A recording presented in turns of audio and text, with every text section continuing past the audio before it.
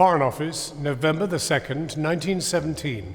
Dear Lord Rothschild, I have much pleasure in conveying to you, on behalf of His Majesty's Government, the following declaration of sympathy with Jewish Zionist aspirations, which has been submitted to and approved by the Cabinet.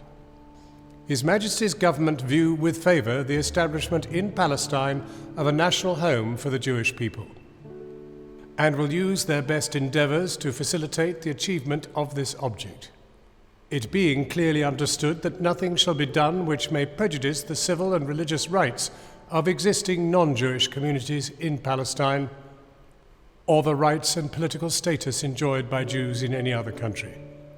I should be grateful if you would bring this declaration to the knowledge of the Zionist Federation. Signed, Arthur James Balfour.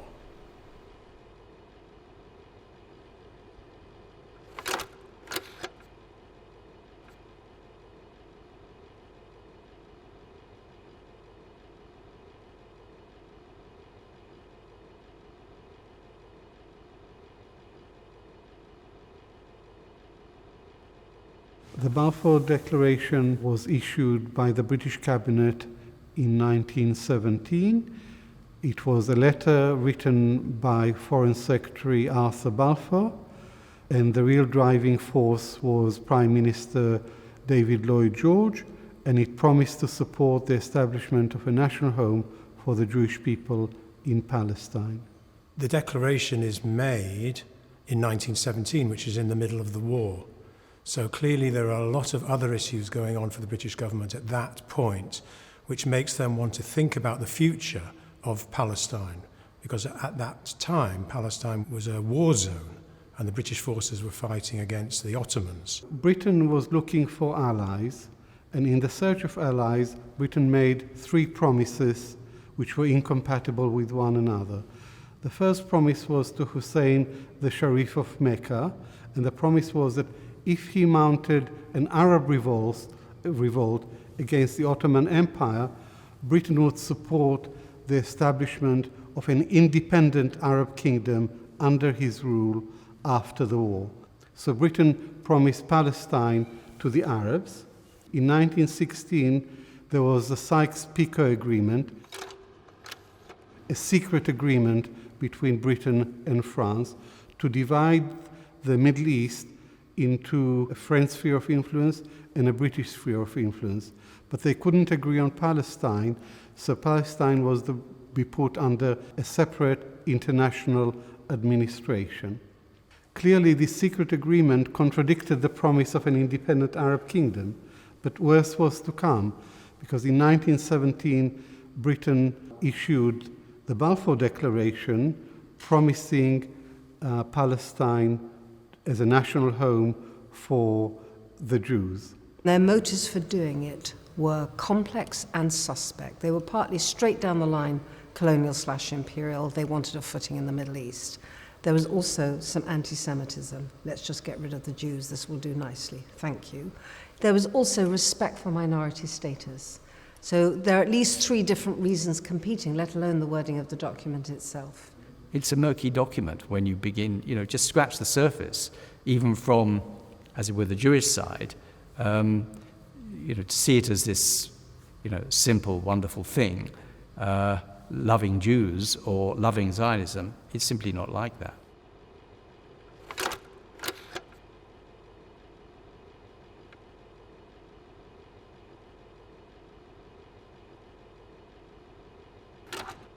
For a Jewish ear, the idea of a national home after 2,000 years of wandering, of diaspora, of homelessness, is an immensely emotionally compelling idea.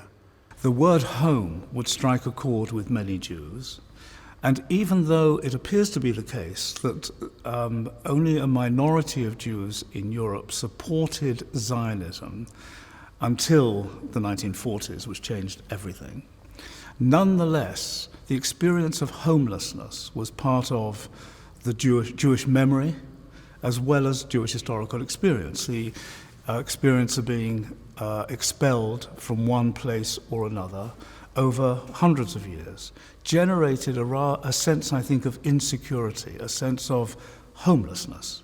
A national home, the phrase a national home, leaves open the parameters of what that might be. And it leaves open questions about statehood. It also leaves open the question about who else is going to be living in your national home.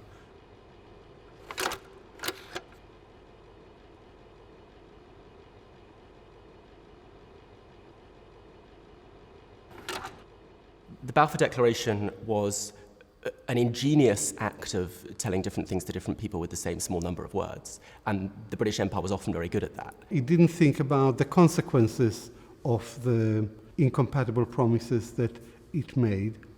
If Britain had lost the war, then she wouldn't be called on to fulfill any of the promises.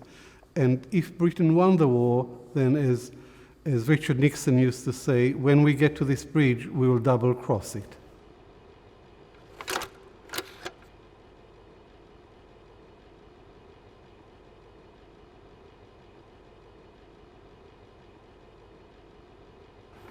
But it did say also in one of its most famous clauses that it would be without prejudice or harm or detriment to the civil and religious rights of the non-Jewish communities in Palestine.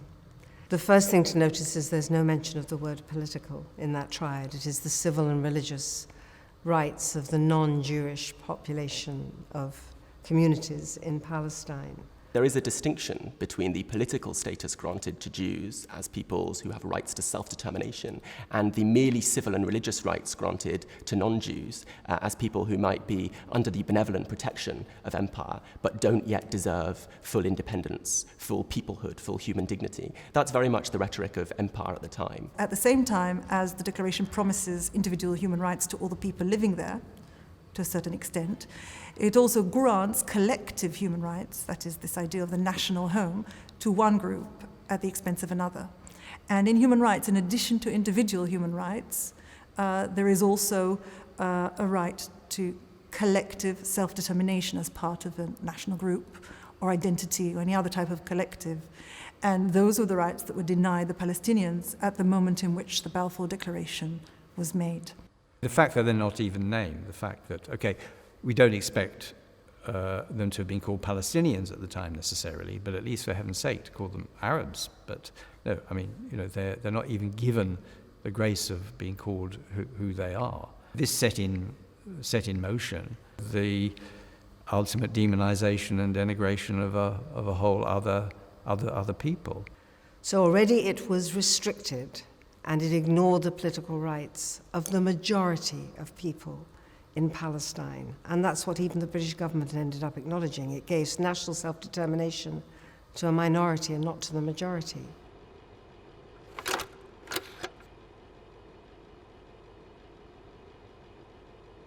Well, there was a real worry at the time by much of the Jewish establishment in Britain that the Zionist claim was that Jews were not really British, that we belonged somewhere else. And the only Jewish member of the cabinet, of course, opposed the Balfour Declaration, Montagu, for precisely that reason.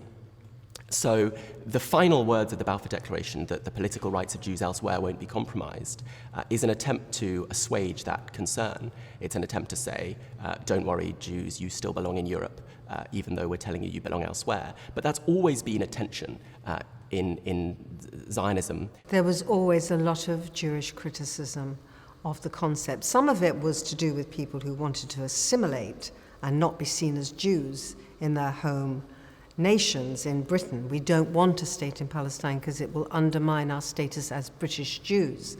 So there was a hostility to Zionism in Britain which had nothing to do with the rights of the indigenous peoples. What strikes me is that it achieves the opposite of what the Zionist organization thought in a way it wanted, because ultimately Zionism was seeking a normalization for Jews in the world because of the abnormality of Jewish status. The Zionist idea was that that can be achieved only by having their own state. Arguably, it works the other way around. And the Declaration reinforced this a kind of exceptionalism. That only, I think, has served the purpose over the long term of creating an abnormal condition for Jews.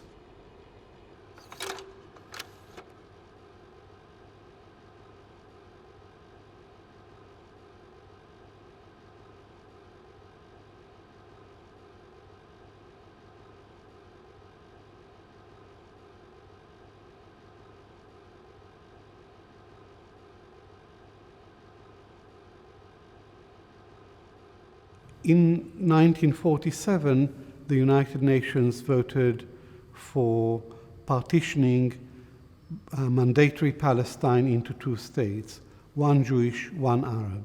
The Jews accepted the partition resolutions, the Arabs rejected it because it was very unfair. The Arabs and the Palestinians went to war in order to nullify partition. The losers in this war were the Palestinians. 730,000 Palestinians, more than half the Arab population, became refugees. This is why the Israelis called 1948 the War of Independence, and the Palestinians call it the Nakba, or the catastrophe. The huge change that took place in the Jewish world between the Balfour Declaration and the UN partition plan in 1947 and then the establishment of the state in 1948, the huge transformation was self-evidently the experience of the Holocaust. So the imperative of a national home became something that was incontrovertible to the majority. It transformed people's perception of the need for that particular solution to persecution. It's totally understandable that they wanted national self-determination. It was an existential crisis and a need of unparalleled kind. But the form in which they then established it led them to become the oppressors of another people, and that's the tragedy.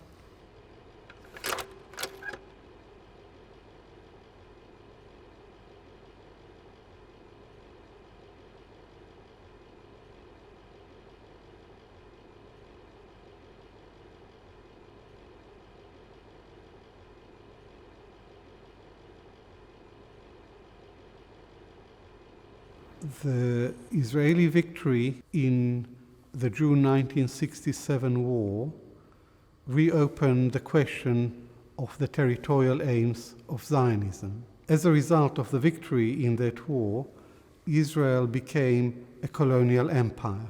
The occupation of the West Bank was a key moment in Jewish history. At the time, it was celebrated as a great achievement of this young state. It was seen as relieving the pressure of the rhetoric of certain Arab leaders who wanted to throw the Jews into the sea. People were living in existential fear of a second Holocaust, so that the celebrations around the victory in 1967 and the occupation of the lands and the relief of that pressure was enormous, and that was across the board in religious and secular minds. There was a ratcheting up of the fear that the state might disappear, followed by the euphoria that came with a military victory that was seen as a miracle. It was seen as a miracle both by the secular and by the religious. That, I think, was the mood at the time, and it was infectious. It certainly infected me as an 18-year-old living in London, and I think it was something that rippled around the Jewish world, and it was intoxicating. And I think we're still suffering from the after effects. It's like a long hangover that has lasted for 50 years and hasn't gone away. For me, having, as a young person, grown up into Zionism and become a Zionist, but then eventually moved away from it, Israel was not seen as a concrete notion like a state. It was an ideal image of the kind of Jews that we should be, or kind of society that Jewish society should be. One of the things that's quite interesting is that in recent years, well, since 1967 and mounting since then, religious Jews who were very anti-Zionist, and if not that, non-Zionist, changed very much and embraced Zionism and are now rewriting their own history. So they are now talking about Zionism as if this is integral to the Jewish religion, when this is just nonsense. It was never integral to the Jewish religion. When looking at Palestinian lives today, you can see the echoes, the reverberations of the Balfour Declaration through the entire period from then until now. And so Palestinians are dispossessed of their lands and properties and are excluded from the basic rights of, for example, representation, and even something as simple as a passport and the right to move from place to place. If you're a Palestinian in the Gaza Strip, you may be denied something as basic as electricity, not to mention life, when one of the many military operations initiated by Israel is underway. The larger picture is a picture of a kind of ethnocracy, as some people call it. In other words, the rule of a state on the part of one ethnicity over and against any other. Judaism at its best was about saying to be a Jew is to have a set of responsibilities, to do good in the world, tikkun olam, to repair the world, to make the world a better place. And that is wholly different from the kind of tribal particularism which says to be a Jew is to stand up for other Jews, to batten down the hatches and protect other Jews. And if that means hurting, maiming, killing others, then that's just a price worth paying. The moral and ethical texts about the importance of justice are hugely important in my understanding of what religiosity is.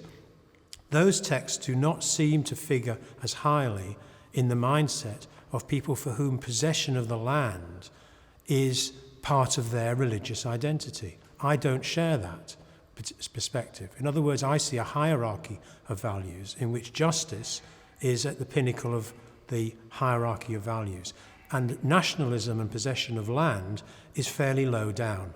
Today, given the degree of injustice that unfortunately has become institutionalized in the relationship between Jews and Palestinians in the State of Israel and the occupied territories, Jews elsewhere, for example here in the United Kingdom, have to make a choice. Either they are going to put justice first, or they're going to put nation first. So even if you do believe that there is such a thing as a Jewish nation, not just the Jewish people, which is something I completely accept, but the idea of a Jewish nation in the modern European sense, even if you believe that, that's not a good enough reason to wave the flag. You should only wave the flag if you can hold it with the confidence that it stands for justice. My parents were both born in the UK. They're both European Jews, and they were Zionists. After 1967 war, they decided to make Aliyah, or to emigrate to Israel.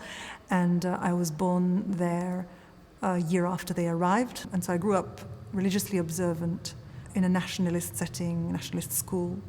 I also served in the Israeli army, something I would never do today. And in the course of the years following that, my opinions changed. And they changed through human rights on the one hand and personal encounters with Palestinians on the other. The worse the situation gets, the more important it is that Jews who are unhappy with the way Israel claims to represent them and go to war on their behalf, the insistence that Israel represents Jews the world over, and the only true fulfillment of Jewishness is in the land of Israel, it seems to me crucial that Jewish dissidents who believe that Israel should be true to the spirit of justice and righteousness, which is also part of Jewish history and thought, it feels to me even more crucial that we speak out. believing in a certain ethical code, that one's own history of persecution is a lesson not in placing self-protection above all else, but in the generosity of solidarity. That is, I think, a profoundly Jewish tradition.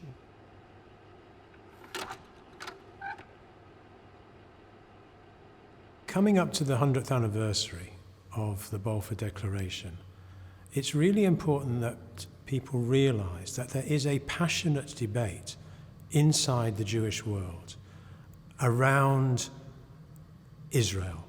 The worst phase of the Arab-Jewish confrontation in modern times begins with the Balfour Declaration. This is for me a tragedy. The Jews went through one of the worst traumas of history, and the Jews had the absolute right, as far as I'm concerned, to struggle for national self-determination.